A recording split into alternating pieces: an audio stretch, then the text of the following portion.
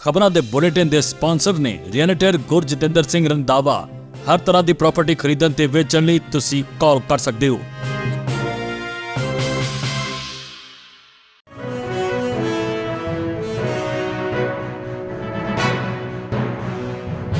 सत श्री अकाल जी, तुसीं देख रहे हो पंजाब मेल USA TV ते मैं सुरभीर। खबरां दे इस बुलेटिन च बहुत बहुत स्वागत। पेश आन देश विदेश नाल जुड़िया होईयां कुछ खास ते चोणवीआं खबरां। अमेरिका विच आईस दी कार्रवाई ते वड्डा फैसला। ट्रंप प्रशासन ने ज़्यादातर वाहन रोकण वालियां कार्रवाईयां ते लगाई रोक। अमेरिका ट्रंप प्रशासन नूं वड्डा झटका। टैक्नोलॉजी खोजकर्तावां नूं निशाना बनाउण वाली इमीग्रेशन नीति ते अदालत ने लगाई रोक। अमेरिका तो वड्डी खबर, सोशल सिक्योरिटी प्रोग्राम दे विच वड्डे बदलाव दी तैयारी। अमेरिका च मेन विच आईस एजेंट दी गोलीबारी मामले च नवे खुलासे। पासपोर्ट भारती नागरिकां दी देश तो रवानगी नूं नियमित करन वाला दस्तावेज। विदेश मंत्रालय। रूसी तेल खरीदण ते भारत समेत 5 देशां ते 100% अमरीकी ड्यूटी लगाउण दे लई बिल कीता गया पेश। हुण इन्हां खबरां दा विस्तार। इस दे नाल ही देश ते विदेश नाल जुड़ियां होईयां तमाम खबरां।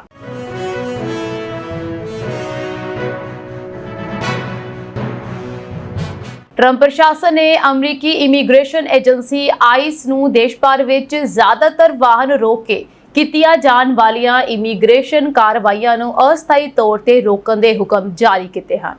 यह फैसला हाल ही दे विच होईयां 2 घातक गोलीबारी दीयां घटनावां तो बाद लिया गया है, जिन्हां ने आईस दीयां कार्रवाईयां ते वड्डे सवाल खड़े कर दिते हन। रिपोर्टां दे अनुसार एक घटना मेन विच वापरी, जिथे आईस एजेंट ने कोलंबिया दे एक नौजवान गोली मार दित्ती। इस तो पहला टैक्सास दे ह्यूस्टन दे विच भी एक होर वाहन रोकण दी कार्रवाई दौरान एक व्यक्ति दी मौत हो गई सी। दोवें मामले तो बाद आईस दी कार्रवाई अते एजेंटां दे वल्लों बल दी वरतों नूं लैके काफी विवाद पैदा होया। इन्हां घटनावां दे मद्देनज़र होमलैंड सिक्योरिटी विभाग ने आईस नूं हुकम दिता है कि आम इमीग्रेशन कार्रवाईयां दे दौरान वाहन रोकण तो परहेज किया जाए। हालांकि यह रोक पूरी तरह नहीं है। जेकर किसी खतरनाक अपराधी नूं गिरफ्तार करना होवे, अदालती वारंट होवे जां होर कानून लागू करन वालियां एजेंसियां नाल सांझा ऑपरेशन होवे तां अजिहियां कार्रवाईयां जारियां रह सकदियां हन। ट्रंप प्रशासन का यह कहना है कि इस अस्थाई रोक का मकसद आईस एजेंटां दीयां कार्रवाईयां दी समीक्षा करना है, नवीं सुरक्षा हदायतां लागू करना ਅਤੇ ਇਹ ਯਕੀਨੀ ਬਣਾਉਣਾ ਕਿ ਭਵਿੱਖ ਵਿੱਚ ਅਜਿਹੀਆਂ ਘਟਨਾਵਾਂ ਨਾ ਵਾਪਰਨ। ਏਜੰਟਾਂ ਨੂੰ ਵਾਧੂ ਟ੍ਰੇਨਿੰਗ ਵੀ ਦਿੱਤੀ ਜਾਵੇਗੀ ਤਾਂ ਜੋ ਕਾਰਵਾਈ ਦੌਰਾਨ ਆਮ ਲੋਕਾਂ ਅਤੇ ਅਧਿਕਾਰੀਆਂ ਦੋਵਾਂ ਦੀ ਸੁਰੱਖਿਆ ਯਕੀਨੀ ਬਣਾਈ ਜਾ ਸਕੇ। ਦੂਜੇ ਪਾਸੇ ਪ੍ਰਵਾਸੀ ਹੱਕਾਂ ਲਈ ਕੰਮ ਕਰਨ ਵਾਲੀਆਂ ਸੰਸਥਾਵਾਂ ਦਾ ਇਹ ਕਹਿਣਾ ਹੈ ਕਿ ਸਿਰਫ ਵਾਹਨ ਰੋਕਣ ਵਾਲੀਆਂ ਕਾਰਵਾਈਆਂ ਨੂੰ ਰੋਕਣਾ ਕਾਫੀ ਨਹੀਂ ਹੈ। ਉਹਨਾਂ ਦੀ ਮੰਗ ਹੈ ਕਿ ਆਈਸ ਦੀਆਂ ਨੀਤੀਆਂ, ਬਲ ਦੀ ਵਰਤੋਂ ਅਤੇ ਜਵਾਬਦੇਹੀ ਨੂੰ ਲੈ ਕੇ ਵਿਆਪਕ ਸੁਧਾਰ ਕੀਤੇ ਜਾਣ। ਉੱਥੇ ਕੁਝ ਆਈਸ ਅਧਿਕਾਰੀਆਂ ਦਾ ਇਹ ਮੰਨਣਾ ਹੈ ਕਿ ਇਸ ਫੈਸਲੇ ਨਾਲ ਗੈਰ ਕਾਨੂੰਨੀ ਪ੍ਰਵਾਸੀਆਂ ਦੇ ਖਿਲਾਫ कार्रवाई करना और मुश्किल हो सकता है। फिलहाल ये हुक्म अस्थाई है ਅਤੇ ਇਸ ਦੀ ਮਿਆਦ ਬਾਰੇ ਕੋਈ ਅੰਤਿਮ ਜਾਣਕਾਰੀ ਨਹੀਂ ਦਿੱਤੀ ਗਈ। ਆਉਣ ਵਾਲੇ ਦਿਨਾਂ ਵਿੱਚ DHS ਦੀ ਸਮੀਖਿਆ ਤੋਂ ਬਾਅਦ ਇਹ ਤੈਅ ਕੀਤਾ ਜਾਵੇਗਾ ਕਿ ਆਈਸ ਦੀਆਂ ਵਾਹਨ ਰੋਕਣ ਵਾਲੀਆਂ ਕਾਰਵਾਈਆਂ ਕਦੋਂ ਅਤੇ ਕਿਹੜੀਆਂ ਸ਼ਰਤਾਂ ਦੇ ਨਾਲ ਮੁੜ ਸ਼ੁਰੂ ਕੀਤੀਆਂ ਜਾਣਗੀਆਂ। अमेरिका में ट्रंप प्रशासन की एक विवादित इमीग्रेशन नीति नूं फैडरल अदालत ने अस्थाई तौर पर रोक दिता है। यह नीति उन्हां विदेशी टैक्नोलॉजी खोजकर्तावां, फैक्ट चैकरां, ऑनलाइन सुरक्षा माहरां अते डिसइनफॉर्मेशंस यानी कि गलत जानकारी ते खोज करने वाले व्यक्तियों नूं प्रभावित करदी सी, जिन्हां नूं वीज़ा रद्द करन, देश विच दाखला ना देण जां डिपोर्ट करन दा खतरा सी। वाशिंगटन DC ਦੇ ਚੀਫ ਜੱਜ ਜੇਮਸ ਨੇ ਆਪਣੇ ਹੁਕਮ ਦੇ ਵਿੱਚ ਇਹ ਕਿਹਾ ਹੈ ਕਿ ਪਹਿਲੀ ਨਜ਼ਰ ਵਿੱਚ ਇਹ ਨੀਤੀ ਅਮਰੀਕੀ ਸੰਵਿਧਾਨ ਦੇ ਪਹਿਲੇ ਸੰਸ਼ੋਧਨ ਅਧੀਨ ਮਿਲਣ ਵਾਲੀ ਬੋਲਣ ਅਤੇ ਵਿਚਾਰ ਪ੍ਰਗਟ ਕਰਨ ਦੀ ਆਜ਼ਾਦੀ ਦਾ ਉਲੰਘਣ ਕਰਦੀ ਦਿਖਾਈ ਦਿੰਦੀ ਹੈ। ਅਦਾਲਤ ਦਾ ਮੰਨਣਾ ਹੈ ਕਿ ਸਿਰਫ ਕਿਸੇ ਵਿਅਕਤੀ ਦੀ ਖੋਜ ਜਾਂ ਵਿਚਾਰਾਂ ਦੇ ਆਧਾਰ ਤੇ ਉਸਦੇ ਇਮੀਗ੍ਰੇਸ਼ਨ ਦਰਜੇ ਨੂੰ ਨਿਸ਼ਾਨਾ ਬਣਾਉਣਾ ਸੰਵਿਧਾਨਕ ਹੱਕਾਂ ਦੇ ਖਿਲਾਫ ਹੋ ਸਕਦਾ ਹੈ। ਇਹ ਮਾਮਲਾ collision for independent technology research ਵੱਲੋਂ ਦਾਇਰ ਕੀਤਾ ਗਿਆ ਸੀ। ਸੰਸਥਾ ਦਾ ਦੋਸ਼ ਹੈ ਕਿ ਟਰੰਪ ਪ੍ਰਸ਼ਾਸਨ ਨੇ ਸੋਸ਼ਲ ਮੀਡੀਆ ਤੇ ਨਫ਼ਰਤੀ ਭਾਸ਼ਣ, ਗਲਤ ਜਾਣਕਾਰੀ ਅਤੇ ਕੰਟੈਂਟ ਮੋਡਰੇਸ਼ਨ ਤੇ ਕੰਮ ਕਰਨ ਵਾਲੇ ਵਿਦੇਸ਼ੀ ਖੋਜਕਰਤਾਵਾਂ ਨੂੰ ਨਿਸ਼ਾਨਾ ਬਣਾਇਆ। ਇਸ ਕਾਰਨ ਕਈ ਖੋਜਕਰਤਾਵਾਂ ਨੇ ਆਪਣੀ ਰਿਸਰਚ ਸੀਮਿਤ ਕਰ ਦਿੱਤੀ ਜਾਂ ਅਮਰੀਕਾ ਵਿੱਚ ਕੰਮ ਜਾਰੀ ਰੱਖਣ ਨੂੰ ਲੈ ਕੇ ਡਰ ਮਹਿਸੂਸ ਕੀਤਾ। ਟਰੰਪ ਪ੍ਰਸ਼ਾਸਨ ਦਾ ਦਾਅਵਾ ਸੀ ਕਿ ਇਹ ਨੀਤੀ ਅਮਰੀਕੀਆਂ ਦੀ ਅਭਿਵਿਅਕਤੀ ਦੀ ਆਜ਼ਾਦੀ ਦੀ ਰੱਖਿਆ ਕਰਨ ਅਤੇ ਵਿਦੇਸ਼ੀ ਸਰਕਾਰਾਂ ਜਾਂ ਸੰਸਥਾਵਾਂ ਦੇ ਵੱਲੋਂ ਅਮਰੀਕੀ ਨਾਗਰਿਕਾਂ ਦੀ ਆਨਲਾਈਨ ਸੈਂਸਰਸ਼ਿਪ ਨੂੰ ਰੋਕਣ ਲਈ ਬਣਾਈ ਗਈ ਸੀ। ਪ੍ਰਸ਼ਾਸਨ ਦਾ ਕਹਿਣਾ ਸੀ ਕਿ ਕੁਝ ਵਿਦੇਸ਼ੀ ਵਿਅਕਤੀ ਅਤੇ ਸੰਸਥਾਵਾਂ ਅਜਿਹੀਆਂ ਨੀਤੀਆਂ ਨੂੰ ਅੱਗੇ ਵਧਾ ਰਹੀਆਂ ਸਨ ਜੋ ਅਮਰੀਕੀ ਨਾਗਰਿਕਾਂ ਦੀ ਆਵਾਜ਼ ਨੂੰ ਦਬਾਉਂਦੀਆਂ ਹਨ। ਪਰ ਅਦਾਲਤ ਨੇ ਕਿਹਾ ਹੈ ਕਿ ਸਰਕਾਰ ਕਿਸੇ ਵਿਅਕਤੀ ਨੂੰ ਸਿਰਫ ਇਸ ਲਈ ਵੀਜ਼ਾ ਤੋਂ ਵਾਂਝਾ ਨਹੀਂ ਕਰ ਸਕਦੀ ਜਾਂ ਉਸ ਨੂੰ ਡਿਪੋਰਟ ਨਹੀਂ ਕਰ ਸਕਦੀ ਕਿ ਉਹ ਸੋਸ਼ਲ ਮੀਡੀਆ ਤੇ ਗਲਤ ਜਾਣਕਾਰੀ ਜਾਂ ਨਫ਼ਰਤੀ ਸਮੱਗਰੀ ਬਾਰੇ ਖੋਜ ਕਰਦਾ ਹੈ ਜਾਂ ਆਨਲਾਈਨ ਸੁਰੱਖਿਆ ਦੇ ਹੱਕ ਵਿੱਚ ਕੰਮ ਕਰਦਾ ਹੈ। ਜੱਜ ਨੇ ਕਿਹਾ ਕਿ ਇਸ ਨੀਤੀ ਕਾਰਨ ਕਈ ਵਿਦੇਸ਼ੀ ਖੋਜਕਰਤਾਵਾਂ ਨੂੰ ਇਹ ਡਰ ਹੋ ਸਕਦਾ ਹੈ ਕਿ ਉਹਨਾਂ ਦੀ ਖੋਜ ਹੀ ਉਹਨਾਂ ਦੇ ਇਮੀਗ੍ਰੇਸ਼ਨ ਦਰਜੇ ਲਈ ਖਤਰਾ ਬਣ ਸਕਦੀ ਹੈ। ਅਦਾਲਤ ਦੇ ਇਸ ਫੈਸਲੇ ਨਾਲ ਫਿਲਹਾਲ ਟਰੰਪ ਪ੍ਰਸ਼ਾਸਨ ਇਸ ਨੀਤੀ ਨੂੰ ਲਾਗੂ ਨਹੀਂ ਕਰ ਸਕੇਗਾ। ਹਾਲਾਂਕਿ ਇਹ ਇੱਕ ਅਸਥਾਈ ਰੋਕ ਹੈ ਅਤੇ ਕੇਸ ਦੀ ਅੰਤਿਮ ਸੁਣਵਾਈ ਅਜੇ ਬਾਕੀ ਹੈ। ਜੇਕਰ ਅੰਤਿਮ ਫੈਸਲਾ ਵੀ ਇਸੇ ਦਿਸ਼ਾ ਵਿੱਚ ਆਉਂਦਾ ਹੈ ਤਾਂ ਇਹ ਟਰੰਪ ਪ੍ਰਸ਼ਾਸਨ ਦੀ ਇਮੀਗ੍ਰੇਸ਼ਨ ਅਤੇ ਵੀਜ਼ਾ ਨੀਤੀ ਲਈ ਇੱਕ ਵੱਡਾ ਕਾਨੂੰਨੀ ਝਟਕਾ ਸਾਬਤ ਹੋ ਸਕਦਾ ਹੈ। ਅਮਰੀਕਾ ਵਿੱਚ ਕਰੋੜਾਂ ਰਿਟਾਇਰਡ ਨਾਗਰਿਕਾਂ ਅਤੇ ਭਵਿੱਖ ਵਿੱਚ ਪੈਨਸ਼ਨ ਲੈਣ ਵਾਲੇ ਲੋਕਾਂ ਲਈ ਇੱਕ ਅਹਿਮ ਕਦਮ ਚੁੱਕਿਆ ਗਿਆ ਹੈ। ਡੈਮੋਕ੍ਰੈਟਿਕ ਅਤੇ ਰਿਪਬਲਿਕਨ ਪਾਰਟੀਆਂ ਦੇ ਕੁਝ ਸੈਨੇਟਰਸ ਨੇ ਮਿਲ ਕੇ ਪ੍ਰੋਮਿਸ ਐਕਟ ਯਾਨੀ ਕਿ protecting retirement opportunities and maintaining income security for everyone ਨਾਂ ਦਾ ਦੋ ਪੱਖੀ ਬਿੱਲ ਪੇਸ਼ ਕੀਤਾ। ਇਸ ਦਾ ਮਕਸਦ ਸੋਸ਼ਲ ਸਿਕਿਉਰਿਟੀ ਪ੍ਰੋਗਰਾਮ ਨੂੰ ਲੰਬੇ ਸਮੇਂ ਲਈ ਵਿੱਤੀ ਤੌਰ ਤੇ ਮਜ਼ਬੂਤ ਬਣਾਉਣਾ ਹੈ। ਸੋਸ਼ਲ ਸਿਕਿਉਰਿਟੀ ਅਮਰੀਕਾ ਦਾ ਸਭ ਤੋਂ ਵੱਡਾ ਰਿਟਾਇਰਮੈਂਟ ਅਤੇ ਸਰਵਾਈਵਰ ਬੈਨੀਫਿਟ ਪ੍ਰੋਗਰਾਮ ਹੈ।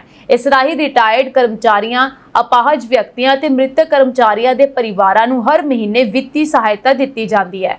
ਇਸ ਸਮੇਂ ਲਗਭਗ 7 ਕਰੋੜ ਅਮਰੀਕੀ ਇਸ ਯੋਜਨਾ ਤੋਂ ਲਾਭ ਲੈ ਰਹੇ ਹਨ। ਹਾਲ ਹੀ ਵਿੱਚ ਜਾਰੀ ਹੋਈ ਸੋਸ਼ਲ ਸਿਕਿਉਰਿਟੀ ਟਰਸਟੀਜ਼ ਰਿਪੋਰਟ ਦੇ ਅਨੁਸਾਰ ਜੇਕਰ ਕੋਈ ਵੱਡਾ ਸੁਧਾਰ ਨਾ ਕੀਤਾ ਗਿਆ ਤਾਂ 2032 ਤੱਕ ਰਿਟਾਇਰਮੈਂਟ ਟਰਸਟ ਫੰਡ ਵਿੱਚ ਘਾਟ ਪੈ ਸਕਦੀ ਹੈ। ਇਸ ਦਾ ਮਤਲਬ ਇਹ ਨਹੀਂ ਹੈ ਕਿ ਸੋਸ਼ਲ ਸਿਕਿਉਰਿਟੀ ਪੂਰੀ ਤਰ੍ਹਾਂ ਬੰਦ ਹੋ ਜਾਵੇਗੀ, ਪਰ ਮੌਜੂਦਾ ਕਾਨੂੰਨ ਦੇ ਅਨੁਸਾਰ ਲੋਕਾਂ ਨੂੰ ਮਿਲਣ ਵਾਲੇ ਲਾਭਾਂ ਦੇ ਵਿੱਚ ਆਪਣੇ ਆਪ ਕਟੌਤੀ ਹੋ ਸਕਦੀ ਹੈ। ਇਸ ਨਵੇਂ ਬਿੱਲ ਵਿੱਚ ਤੁਰੰਤ ਪੈਨਸ਼ਨ ਘਟਾਉਣ ਜਾਂ ਟੈਕਸ ਵਧਾਉਣ ਦੀ ਕੋਈ ਗੱਲ ਨਹੀਂ ਕੀਤੀ ਗਈ। ਇਸ ਦੀ ਬਜਾਏ ਇੱਕ ਸੁਤੰਤਰ ਅਤੇ ਦੋ ਪੱਖੀ ਕਮਿਸ਼ਨ ਬਣਾਉਣ ਦੀ ਪੇਸ਼ਕਸ਼ ਹੈ। ਇਹ ਕਮਿਸ਼ਨ ਵਿੱਤੀ ਮਾਹਰਾਂ ਅਤੇ ਕਾਨੂੰਨ ਬਣਾਉਣ ਵਾਲਿਆਂ ਦੇ ਨਾਲ ਮਿਲ ਕੇ ਅਜਿਹੀਆਂ ਸਿਫਾਰਸ਼ਾਂ ਤਿਆਰ ਕਰੇਗਾ ਜੋ ਸੋਸ਼ਲ ਸਿਕਿਉਰਿਟੀ ਨੂੰ ਘੱਟੋ-ਘੱਟ ਅਗਲੇ 50 ਸਾਲਾਂ ਲਈ ਸਥਿਰ ਰੱਖ ਸਕਣ। ਇਸ ਤੋਂ ਬਾਅਦ ਕਾਂਗਰਸ ਨੂੰ ਉਹਨਾਂ ਸਿਫਾਰਸ਼ਾਂ ਤੇ VOTING ਕਰਨੀ ਲਾਜ਼ਮੀ ਹੋਵੇਗੀ।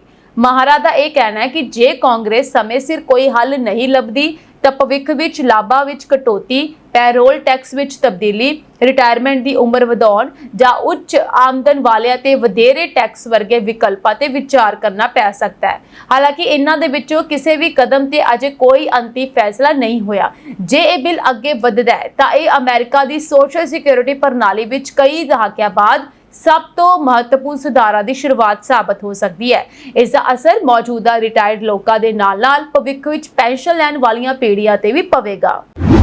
ਅਮਰੀਕਾ ਦੇ ਮੇਨ ਸੂਬੇ ਵਿੱਚ ਆਈਸ ਯਾਨੀ ਕਿ immigration and custom enforcement agent ਵੱਲੋਂ ਇੱਕ 26 ਸਾਲ ਦੇ ਕੋਲੰਬੀਆਈ ਨਾਗਰਿਕ ਦੀ ਗੋਲੀ ਮਾਰ ਕੇ ਹੱਤਿਆ ਕਰਨ ਦੇ ਮਾਮਲੇ ਵਿੱਚ ਨਵੇਂ ਤੱਥ ਸਾਹਮਣੇ ਆਏ ਹਨ।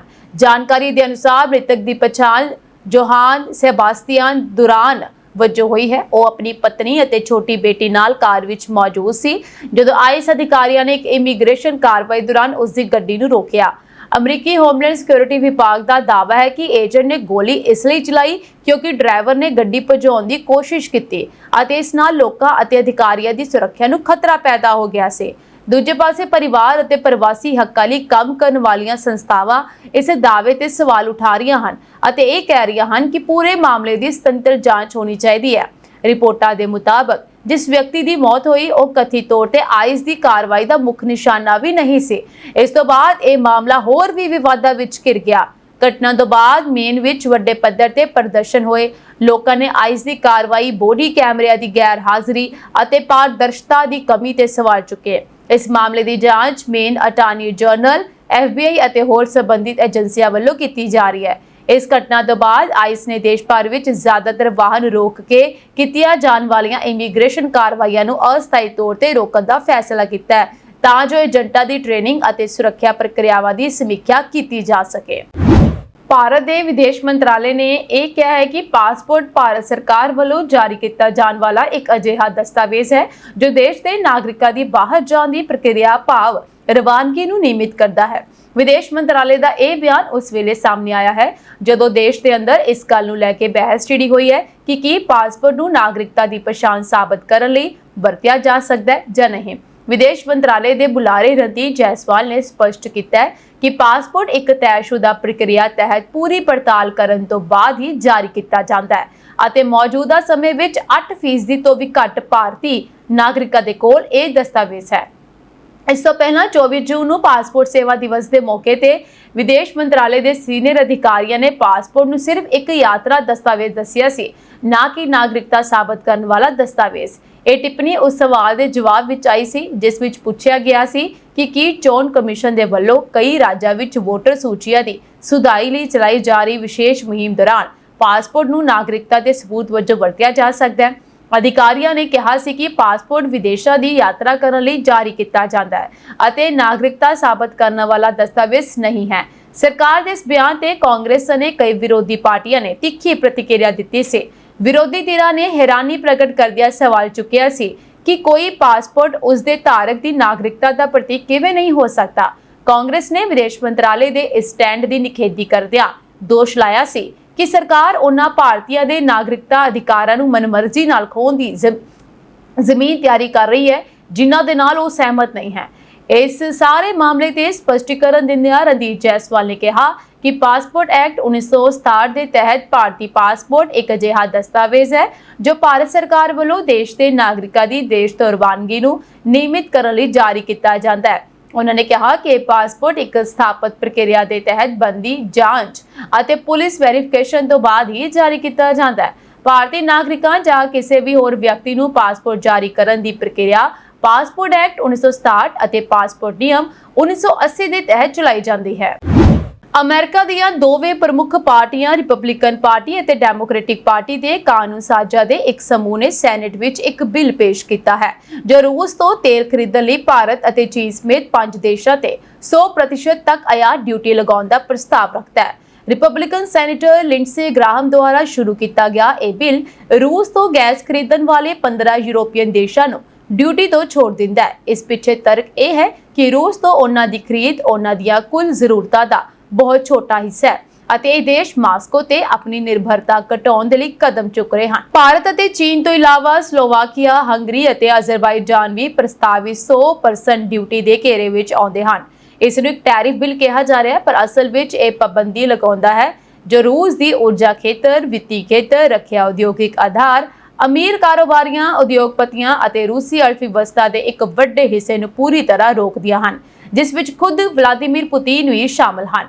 ਕਨੈਟਿਕਟ ਦੇ ਡੈਮੋਕ੍ਰੈਟਿਕ ਸੈਨੇਟਰ ਰਿਚਰਡ ਬਲੂਮੈਂਥਲ ਨੇ ਮੰਗਲਵਾਰ ਸ਼ਾਮ ਨੂੰ ਇੱਥੇ ਪੱਤਰਕਾਰਾਂ ਨੂੰ ਦੱਸਿਆ। ਇਹ ਨਿਸ਼ਾਨਾਬੱਧ ਟੈਰਿਫਾਂ ਦੀ ਵਿਵਸਥਾ ਕਰਦਾ ਹੈ। ਇਹ ਟੈਰਿਫ ਰੂਸੀ ਤੇਲ ਦੇ 5 ਪ੍ਰਮੁੱਖ ਖਰੀਦਦਾਰਾਂ ਤੱਕ ਸੀਮਿਤ ਹੋਣਗੇ ਅਤੇ 100% ਤੱਕ ਉੱਚ ਦਰਾਂ ਤੱਕ ਪਹੁੰਚ ਸਕਦੇ ਹਨ। ਛੋਟ ਦੇਣ ਦੀ ਸ਼ਕਤੀ ਵੀ ਬਹੁਤ ਸੀਮਿਤ ਹੈ। ਵਰਤਮਾਨ ਦੇ ਵਿੱਚ ਰੂਸੀ ਤੇਲ ਦੇ ਇਹ 5 ਪ੍ਰਮੁੱਖ ਖਰੀਦਦਾਰ ਚੀਨ, ਭਾਰਤ, ਸਲੋਵਾਕੀਆ, ਹੰਗਰੀ ਅਤੇ ਅਜ਼ਰਬਾਈਜਾਨ ਹਨ। ਜੇਕਰ ਇਹ ਪਾਸ ਹੋ ਜਾਂਦਾ ਹੈ ਤਾਂ ਇਹ ਬਿੱਲ ਪਹਿਲੀ ਵਾਰ ਹੋਵੇਗਾ ਜਦੋਂ ਅਮਰੀਕੀ ਕਾਂਗਰਸ ਸਪਸ਼ਟ ਤੌਰ ਤੇ ਟੈਰਿਫਾਂ ਨੂੰ ਭੂ ਰਾਜਨੀਤਿਕ ਹਥਿਆਰ ਵਜੋਂ ਵਰਤਣ ਦੀ ਇਜਾਜ਼ਤ ਦਿੰਦੀ ਹੈ ਤਾਂ ਜੋ ਉਹਨਾਂ ਦੇਸ਼ਾਂ ਨੂੰ ਸਜ਼ਾ ਦਿੱਤੀ ਜਾ ਸਕੇ ਜੋ ਕਿਸੇ ਹੋਰ ਦੇਸ਼ ਤੇ ਯੁੱਧ ਯਤਨਾਂ ਨੂੰ ਫੰਡ ਦਿੰਦੇ ਹਨ। ਬਿੱਲ ਦੇ ਇੱਕ ਪੁਰਾਣੇ ਸੰਸਕਰਣ ਵਿੱਚ ਰੂਸ ਤੋਂ ਤੇਲ ਅਤੇ ਗੈਸ ਖਰੀਦਣ ਵਾਲੇ ਦੇਸ਼ਾਂ ਤੇ 500% ਟੈਰਿਫ ਲਗਾਉਣ ਦਾ ਪ੍ਰਸਤਾਵ ਸੀ। ਬਲੂਮੈਂਥਲ ਨੇ ਕਿਹਾ ਹੈ ਕਿ ਸਾਡੇ ਯੂਰੋਪੀਅਨ ਸਹਿਯੋਗੀ ਇਸ ਵਿੱਚ ਨਿਸ਼ਾਨਾ ਨਹੀਂ ਹਨ। ਉਸਨੇ ਅੱਗੇ ਵੀ ਕਿਹਾ ਕਿ ਇਹ ਸਮਝਣਾ ਮਹੱਤਵਪੂਰਨ ਹੈ ਕਿ ਅਸੀਂ ਇਸ ਬਿੱਲ ਦਾ ਖਰੜਾ ਦਾਇਰੇ ਵਿੱਚ ਬਹੁਤ ਸੀਮਿਤ ਹੋਣ ਅਤੇ ਮੁੱਖ ਤੌਰ ਤੇ ਰੂਸੀ ਤੇਲ ਅਤੇ ਗੈਸ ਦੇ ਪ੍ਰਮੁੱਖ ਖਰੀਦਦਾਰਾਂ ਨੂੰ ਨਿਸ਼ਾਨਾ ਬਣਾਉਣ ਲਈ ਤਿਆਰ ਕੀਤਾ ਹੈ। ਪੰਜਾਬ ਦੇ ਬਦਨਾਮ ਗੈਂਗਸਟਰ ਜੱਗੂ ਭਗਵਾਨਪੁਰੀਆ ਦੇ ਗਿਰੋਹ ਦੇ ਵਿਰੁੱਧ ਇੱਕ ਵੱਡੀ ਕਾਰਵਾਈ ਵਿੱਚ ਅਮਰੀਕੀ ਜਾਂਚ ਏਜੰਸੀ FBI ਨੇ ਉਸ ਦੇ ਨਜ਼ਦੀਕੀ ਸਹਿਯੋਗੀ ਨਿਤਿਸ਼ ਕੌਸ਼ਲ ਉਰਫ ਲਾਲਾ ਨੂੰ ਆਪਣੀ ਮੋਸਟ ਵਾਂਟਡ ਸੂਚੀ ਵਿੱਚ ਸ਼ਾਮਲ ਕੀਤਾ ਹੈ। ਨਿਤਿਸ਼ ਕੌਸ਼ਲ ਦੇ ਅਮਰੀਕਾ ਦੇ ਕੈਲੀਫੋਰਨੀਆ ਸਮੇਤ ਕਈ ਖੇਤਰਾਂ ਵਿੱਚ ਜੱਗੂ ਭਗਵਾਨਪੁਰੀਆ ਗੈਂਗ ਦੇ ਵੱਲੋਂ ਅਗਵਾ, ਕਤਲ, ਜਬਰੀ ਵਸੂਲੀ, ਨਸ਼ੀਲੇ ਪਦਾਰਥਾਂ ਦੀ ਤਸਕਰੀ, ਗੈਰ ਕਾਨੂੰਨੀ ਹਥਿਆਰਾਂ ਦੀ ਸਪਲਾਈ ਅਤੇ ਹੋਰ ਸੰਗਠਿਤ ਅਪਰਾਧਾਂ ਦੇ ਵਿੱਚ ਸ਼ਾਮਲ ਹੋਣ ਦੇ ਦੋਸ਼ ਹਨ। ਇਸ ਤੋਂ ਪਹਿਲਾਂ 25 ਜੂਨ 2026 ਨੂੰ ਕੈਲੀਫੋਰਨੀਆ ਦੇ ਸੈਂਟਰਲ ਡਿਸਟ੍ਰਿਕਟ ਲਈ ਸੰਯੁਕਤ ਰਾਸ਼ਟਰ ਦੀ ਜ਼ਿਲ੍ਹਾ ਅਦਾਲਤ ਨੇ US ਰੀਕੋ ਐਕਟ ਦੇ ਤਹਿਤ ਉਸ ਦੇ ਵਿਰੁੱਧ ਇੱਕ ਸੰਘੀ ਗ੍ਰਿਫਤਾਰੀ ਵਾਰੰਟ ਜਾਰੀ ਕੀਤਾ ਸੀ। ਨੀਤੀਸ਼ ਕੌਸ਼ਲ ਨੂੰ ਜੱਗੂ ਭਗਵਾਨਪੁਰੀਆ ਸੰਗਠਿਤ ਅਪਰਾਧ ਸਮੂਹ ਦਾ ਇੱਕ ਕਰੀਬੀ ਅਤੇ ਸਰਗਰਮ ਸਾਥੀ ਮੰਨਿਆ ਜਾਂਦਾ ਹੈ।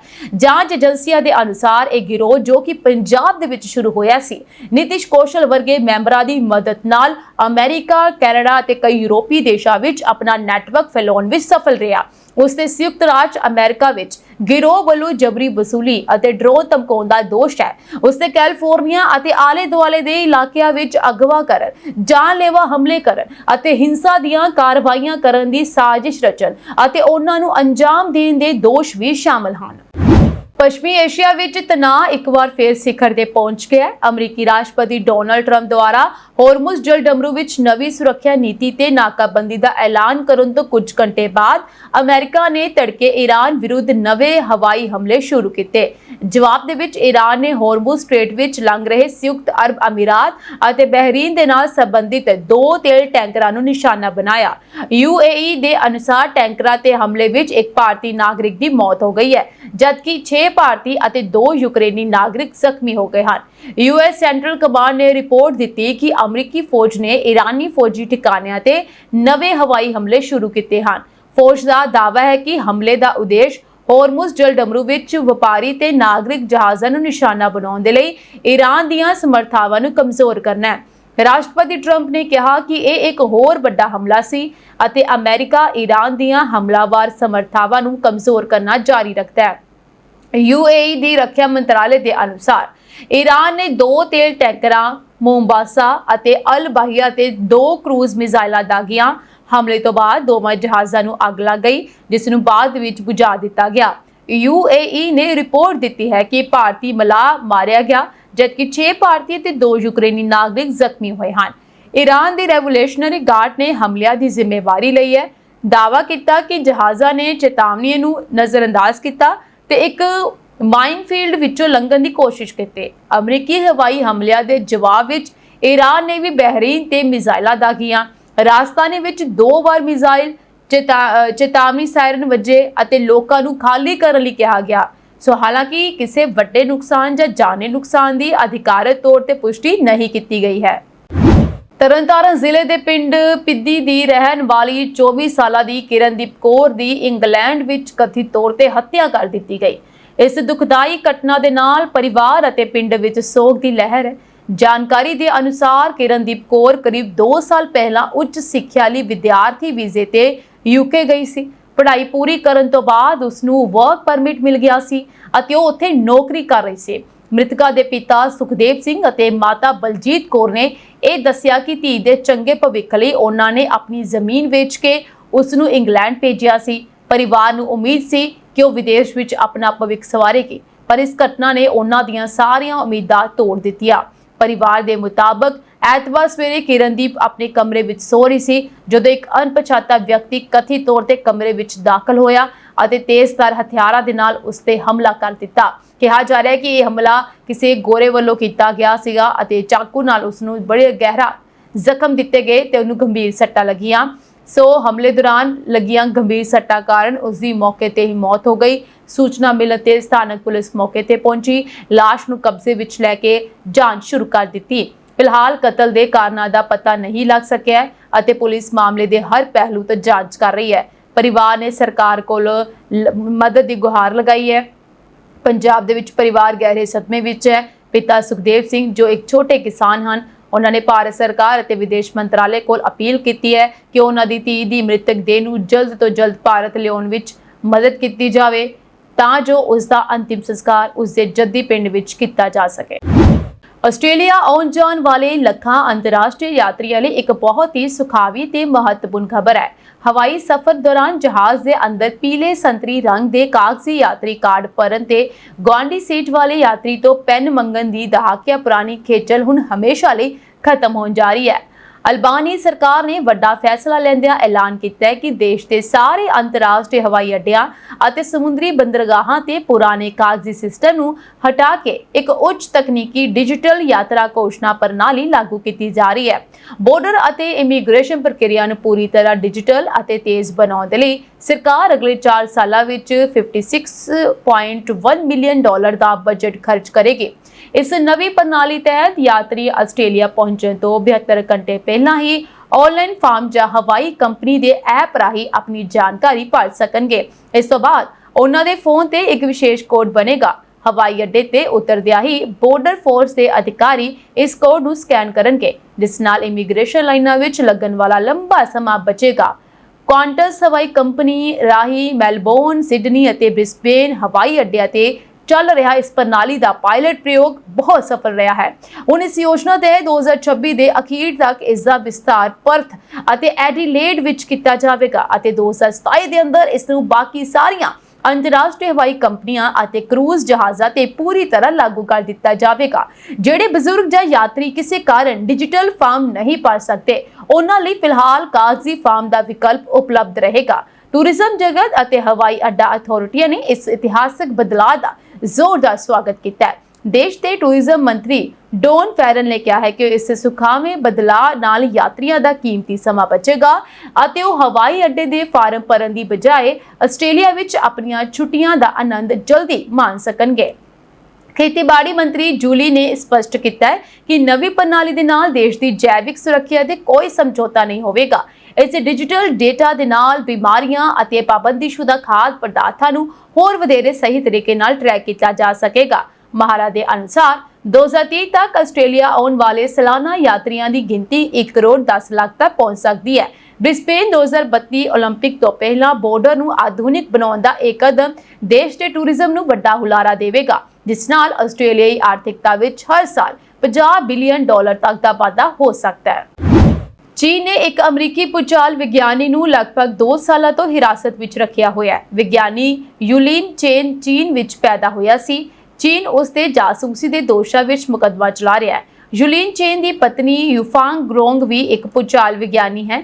ਰੋਂਗ ਨੇ ਕਿਹਾ ਹੈ ਕਿ ਡੋਨਾਲਡ ਟਰੰਪ ਨੇ ਆਪਣੀ ਬੀਜਿੰਗ ਫੇਰੀ ਦੌਰਾਨ ਸ਼ੀ ਜਿਨਪਿੰਗ ਦੇ ਨਾਲ ਇਹ ਮੁੱਦਾ ਉਠਾਇਆ ਸੀ ਅਤੇ ਸ਼ੀ ਨੇ ਇਸ ਮਾਮਲੇ ਦੀ ਜਾਂਚ ਕਰਨ ਦਾ ਵਾਅਦਾ ਕੀਤਾ ਸੀ। ਹਾਲਾਂਕਿ ਉਦੋਂ ਤੋਂ ਚੀਨ ਵੱਲੋਂ ਕੋਈ ਅਪਡੇਟ ਨਹੀਂ ਆਇਆ। ਚੀਨ ਕਾਨੂੰਨ ਦੀ ਪਾਲਣਾ ਦਾ ਦਾਅਵਾ ਕਰਦਾ ਹੈ। ਉਸਨੇ ਦੋਸ਼ ਲਗਾਇਆ ਕਿ ਚੀਨ ਪਹਿਲਾਂ ਹੀ ਉਸਦੇ ਪਤੀ ਨੂੰ ਜਾਸੂਸੀ ਦਾ ਦੋਸ਼ੀ ਠਹਿਰਾਉਣ ਦਾ ਫੈਸਲਾ ਕਰ ਚੁੱਕਿਆ ਹੈ। ਇੱਕ ਅਜਿਹਾ ਦੋਸ਼ ਜਿਸ ਵਿੱਚ ਉਮਰ ਕੈਦ ਜਾਂ ਮੌਤ ਦੀ ਸਜ਼ਾ ਵੀ ਹੋ ਸਕਦੀ ਹੈ। ਮੰਗਲਵਾਰ ਨੂੰ ਇਸ ਮਾਮਲੇ ਤੇ ਟਿੱਪਣੀ ਕਰਦੇ ਹੋਏ ਚੀਨੀ ਵਿਦੇਸ਼ ਮੰਤਰਾਲੇ ਦੇ ਇੱਕ ਬੁਲਾਰੇ ਨੇ ਇਹ ਕਿਹਾ ਕਿ ਚੀਨ ਵਿੱਚ ਕਾਨੂੰਨ ਦਾ ਰਾਜ ਬਰਕਰਾਰ ਹੈ ਅਤੇ ਗਲਤ ਹਿਰਾਸਤ ਦੇ ਕਿਸੇ ਵੀ ਦਾਅਵੇ ਤੋਂ ਇਨਕਾਰ ਕੀਤਾ। ਸਾਬਕਾ ਅਮਰੀਕੀ ਸੁਰੱਖਿਆ ਅਧਿਕਾਰੀ ਐਰਿਕ ਲੈਪਸਨ ਨੇ ਸੁਝਾਅ ਦਿੰਦੇ ਹੋਏ ਕਿਹਾ ਕਿ ਚੀਨ ਭੂਮੀਗਤ ਪਰਮਾਣੂ ਹਥਿਆਰ ਪ੍ਰੀਖਿਆ ਨੂੰ ਛੁਪਾਉਣ ਦੀ ਆਪਣੀ ਯੋਗਤਾ ਨੂੰ ਵਧਾਉਣ ਲਈ ਯੂਲਿਨ ਚੇਨ ਦੀ ਮਹਾਰਤ ਦਾ ਲਾਭ ਉਠਾਉਣ ਦਾ ਇਰਾਦਾ ਰੱਖਦਾ ਹੈ। ਯੂਲਿਨ ਚੇਨ ਨੇ ਉੱਤਰੀ ਕੋਰੀਆ ਦੇ ਟੈਸਟ ਧਮਾਕਿਆਂ ਦੁਆਰਾ ਪੈਦਾ ਹੋਇਆ ਭੂਚਾਲ ਦੀਆਂ ਲਹਿਰਾਂ ਤੇ ਖੋਜ ਕੀਤੀ ਸੀ। ਇਹ ਪ੍ਰੋਜੈਕਟ ਵਿਦੇਸ਼ ਵਿਭਾਗ ਅਤੇ ਹਵਾਈ ਸੈਨਾ ਖੋਜ ਪ੍ਰਯੋਗਸ਼ਾਲਾ ਦੁਆਰਾ ਫੰਡ ਕੀਤਾ ਗਿਆ ਸੀ। ਅਮਰੀਕੀ ਵਿਦੇਸ਼ ਮੰਤਰੀ ਮਾਰਕੋ ਰੂਬੀਓ ਨੇ ਕਿਹਾ ਹੈ ਕਿ ਯੂਲਿਨ ਚੇਨ ਦੀ ਰਿਹਾਈ ਨੂੰ ਸੁਰੱਖਿਅਤ ਕਰਨਾ ਸੰਯੁਕਤ ਰਾਜ ਅਮਰੀਕਾ ਲਈ ਇੱਕ ਪ੍ਰਮੁੱਖ ਤਰਜੀਹ ਬਣ ਗਿਆ ਹੈ। ਯੂਲਿਨ ਚੇਨ 2011 ਵਿੱਚ ਇੱਕ ਅਮਰੀਕੀ ਨਾਗਰਿਕ ਬਣਿਆ ਅਤੇ ਬੋਸਟਨ, ਮੈਸੇਚਿਉਸੇਟਸ ਵਿੱਚ ਰਹਿੰਦਾ ਹੈ। ਬੰਦਕਾਂ ਦੀ ਵਕਾਲਤ ਕਰਨ ਵਾਲੀ ਇੱਕ ਸੰਸਥਾ ਰਿਪੋਰਟ ਕਰਦੀ ਹੈ ਕਿ ਚੀਨ ਘੱਟੋ-ਘੱਟ 12 ਅਮਰੀਕੀਆਂ ਨੂੰ ਇਸੇ ਤਰ੍ਹਾਂ ਦੇ ਹਾਲਾਤਾਂ ਵਿੱਚ ਬੰਦਕ ਬਣਾ ਕੇ ਰੱਖ ਰਿਹਾ ਹੈ। ਯੂਲਿਨ ਚੇਨ ਨੂੰ 5 ਨਵੰਬਰ 2024 ਨੂੰ ਬੀਜਿੰਗ ਅੰਤਰਰਾਸ਼ਟਰੀ ਹਵਾਈ ਅੱਡੇ ਤੇ ਗ੍ਰਿਫਤਾਰ ਕੀਤਾ ਗਿਆ ਸੀ। ਉਹ 2 ਯੂਨੀਵਰਸਿਟੀਆਂ ਵਿੱਚ ਆਪਣੇ ਕੰਮ ਤੇ ਭਾਸ਼ਣ ਦੇਣ ਤੋਂ ਬਾਅਦ ਆਪਣੇ ਬੋਸਟਨ ਸਥਿਤ ਘਰ ਵਾਪਸ ਆ ਰਿਹਾ ਸੀ। 1 ਮਈ 2025 ਨੂੰ ਉਸ ਤੇ ਜਾਸੂਸੀ ਦਾ ਦੋਸ਼ ਲਗਾਇਆ ਗਿਆ ਸੀ, ਪਰ ਅਜੇ ਤੱਕ ਉਸ ਤੇ ਮੁਕੱਦਮਾ ਨਹੀਂ ਚੱਲਿਆ ਹੈ। ਥਾਈਲੈਂਡ ਜਾਣ ਬਾਰੇ ਸੋਚ ਰਹੇ ਸੈਲਾਨੀਆਂ ਲਈ ਵੱਡੀ ਖਬਰ ਹੈ। ਦੱਸ ਦੇ ਕਿ ਇੱਥੇ ਭਾਰਤੀ ਨਾਗਰਿਕਾਂ ਨੂੰ ਵੀਜ਼ਾ ਫ੍ਰੀ ਐਂਟਰੀ ਮਿਲੇਗੀ। ਹਾਲਾਂਕਿ ਇਸ ਸਹੂਲਤ ਦੇ ਅਧੀਨ ਵੱਧ ਤੋਂ ਵੱਧ ਠਹਿਰਨ ਦੀ ਮਿਆਦ 60 ਦਿਨਾਂ ਤੋਂ ਘਟਾ ਕੇ 30 ਦਿਨ ਕਰ ਦਿੱਤੀ ਗਈ ਹੈ। ਸਰਕਾਰ ਨੇ ਇਹ ਕਿਹਾ ਕਿ ਇਹ ਫੈਸਲਾ ਭਾਰਤੀ ਸੈਲਾਨੀਆਂ ਦੇ ਯਾਤਰਾ ਪੈਟਰਨ ਅਤੇ ਸੈਰ ਸਪਾਟਾ ਪ੍ਰਣਾਲੀ ਨੂੰ ਧਿਆਨ ਦੇ ਵਿੱਚ ਰੱਖਦਿਆਂ ਹੋਇਆ ਲਿਆ ਗਿਆ ਹੈ। ਥਾਈਲੈਂਡ ਦੇ ਸੈਰ ਸਪਾਟਾ ਮੰਤਰੀ ਸੁਰਸਾਕ ਨੇ ਇਹ ਕਿਹਾ ਹੈ ਕਿ ਭਾਰਤੀ ਨਾਗਰਿਕ ਪਹਿਲਾਂ ਵਾਂਗ ਬਿਨਾਂ ਵੀਜ਼ਾ ਤੋਂ ਥਾਈਲੈਂਡ ਜਾ ਸਕਣਗੇ, ਪਰ ਉਹ ਜ਼ਿਆਦਾ ਤੋਂ ਜ਼ਿਆਦਾ 30 ਦਿਨ ਤੱਕ ਉੱਥੇ ਰਹਿ ਸਕਣਗੇ।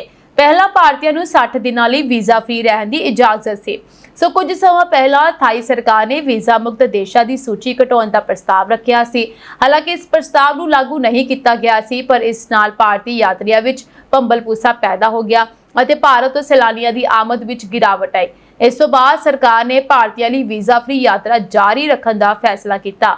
ਚੀਨ ਅਤੇ ਮਲੇਸ਼ੀਆ ਤੋਂ ਬਾਅਦ ਭਾਰਤ ਥਾਈਲੈਂਡ ਦੇ ਸਭ ਤੋਂ ਵੱਡੇ ਸੈਲਾਨੀ ਬਾਜ਼ਾਰਾਂ ਵਿੱਚੋਂ ਇੱਕ ਹੈ।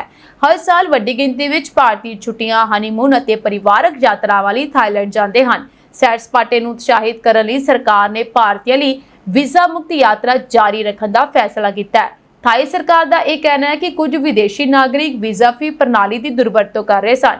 ਅਨਅਧਿਕਾਰਿਤ ਕੰਮ ਅਤੇ ਵੀਜ਼ਾ ਨਿਯਮਾਂ ਦੀ ਉਲੰਘਣਾ ਦੀਆਂ ਕਈ ਸ਼ਿਕਾਇਤਾਂ ਆਈਆਂ ਹਨ। ਇਸ ਕਰਕੇ ਸਰਕਾਰ ਨੇ ਵੀਜ਼ਾ ਫ੍ਰੀ ਮਿਆਦ ਨੂੰ ਘਟਾ ਕੇ 30 ਦਿਨਾਂ ਤੱਕ ਕਰਨ ਦਾ ਫੈਸਲਾ ਕੀਤਾ ਹੈ। ਇਹ ਸਾਂਝੀ ਦੇਸ਼ ਤੇ ਵਿਦੇਸ਼ ਨਾਲ ਜੁੜੀਆਂ ਹੋਈਆਂ ਕੁਝ ਖਾਸ ਤੇ ਚੋਣਵੀਆਂ ਖਬਰਾਂ ਹੋਰ ਅਪਡੇਟਸ ਨਾਲ ਜੁੜੇ ਰਹਿਣ ਦੇ ਲਈ ਤੁਸੀਂ ਬਨੇ ਰਹੋ ਪੰਜਾਬ ਨੇ USA ਟੀਵੀ ਦੇ ਨਾਲ। IPTV ਬਾਕਸ ਦੇ ਇਲਾਵਾ ਤੁਸੀਂ ਸਾਨੂੰ ਸਾਡੇ ਸੋਸ਼ਲ ਮੀਡੀਆ ਪਲੇਟਫਾਰਮ ਜਿਵੇਂ Facebook, TikTok, Instagram ਤੇ YouTube ਤੇ ਸਬਸਕ੍ਰਾਈਬ ਤੇ ਫੋਲੋ ਕਰ ਸਕਦੇ ਹੋ। ਤਾਜ਼ਾ ਅਪਡੇਟ ਤੇ ਖਾਸ ਪ੍ਰੋਗਰਾਮ ਸਭ ਤੋਂ ਪਹਿਲਾਂ ਤੁਹਾਨੂੰ ਮਿਲ ਸਕਣ। ਫਿਲਹਾਲ ਅੱਜ ਦੇ ਬੁਲੇਟਿਨ ਦੇ ਵਿੱਚ ਇੰਨਾ ਹੀ। ਮੈਨੂੰ ਦਿਓ ਇਜਾਜ਼ਤ। ਤੁਹਾਡੇ ਸਭ ਦਾ ਬਹੁਤ ਬਹੁਤ ਧੰਨਵਾਦ।